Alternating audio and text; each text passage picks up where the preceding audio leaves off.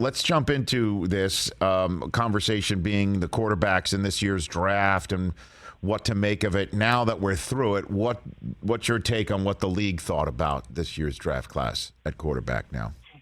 Well, I think it's kind of the way we previewed it. It was, it just wasn't a really strong group. Now, that's based off the evaluations and then coming into the league, and some of them landed in good situations and hopefully with patient teams.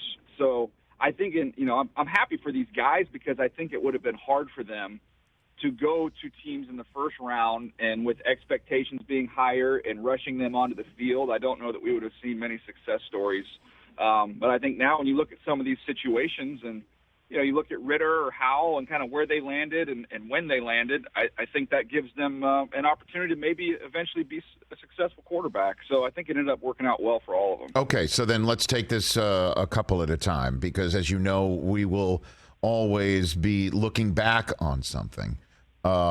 Which one of these guys winds up in, say, like, I guess, a Lamar Jackson position where it's like, well, they waited a while, but perfect spot, perfect coaching staff, perfect opportunity for them to succeed, and then go for it.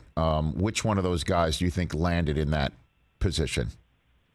Well, I know he was the first one to go, but I can't find a better situation than what Kenny Pickett landed in. I mean, obviously the familiarity there in Pittsburgh, you start there, but I just think going to a team with a talented defense, with a big-time running back, they've really tried to invest in the offensive line. I think they have more work to do there, but I think he's going to fit in. And it's just like the Ravens. Like the Ravens have done nothing but win for the last 20 years, and Lamar Jackson just fit right into that winning culture. I think Kenny Pickett going to the Steelers is the same type of vibe.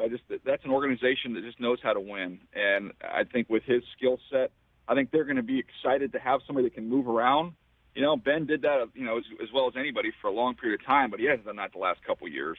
So I think they'll be excited about getting him in there. I can't find a better fit than that one. Yeah, I mean, Tomlin told us on Saturday when he joined us on our live draft coverage that he absolutely has a shot to start week one, that there's going to be a competition with, he mentioned Mason and he mentioned Mitch, as in, the killer M's, if you will, Rudolph and Trubisky. So he's going to have a real shot, I think, week one for Pittsburgh. I think he will. And I think when you saw the numbers come in on Trubisky's contract, when they first signed Trubisky, I didn't know the numbers. I thought, okay, Mitch is going to get the shot to be this guy here. And then you saw what the numbers came in and how low they were as backup money. So I was like, okay, well, they're not, this is a opportunity for Mitch, but this is not a commitment from the Steelers. So then I guess let's remove Pickett from the next scenario I'm throwing out there. Who's got the ability to pull off a Dak, meaning veteran quarterback who's absolutely starting, gets hurt in the preseason, and this person is forced into action and turns out to be terrific and a future starter and Pro Bowler in the league? Who do you think has that best opportunity? Well, I think that Corral has a ton of ability. You look at where he is. I think Sam Darnold will probably be able to hold him off, at least initially. But I could see him, if he were to get in there and get that opportunity eventually. He's got a ton of ability.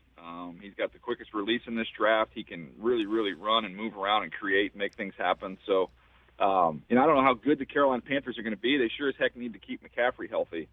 But that would be one I could identify. If he, whenever he does get on the field, that dude's talented. He's got a lot of ability. And what about Howell? I've got Ron Rivera coming up in hour number 3. I started the show by saying if the draft was held Labor Day weekend of 2021, he could have been the first overall selection in the draft, right, Howell? Well, I think he had a chance to be the top quarterback, just a matter of what people thought of the quarterbacks overall. I did him over the summer, and I thought that, he was a little bit lesser version of Baker Mayfield. So, look, Baker went number 1, so it's not far-fetched to say that.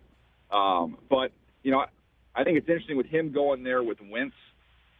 Polar opposites kind of when you look at the way that they play. Obviously, different bodies. I mean, Wentz is enormous. Howell's a little short.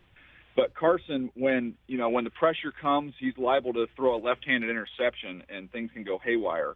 Whereas with Howell, I thought Howell did a pretty good job last year when he was under duress of making some things happen. So the poise that he has, I think, will serve him well there. I know they've got Heineke. I know that they're committed to Carson. But via injury or poor performance, I just get a feeling we're going to see him this year. I really do. I think we'll see him get an opportunity at some point in time. Daniel Jeremiah at Move the Sticks, his podcast along with Bucky Brooks is must listen to. It's called Move the Sticks right here on the Rich Eisen Show. Hey, you watched all the way to the end. Thanks for that. Watch more right here.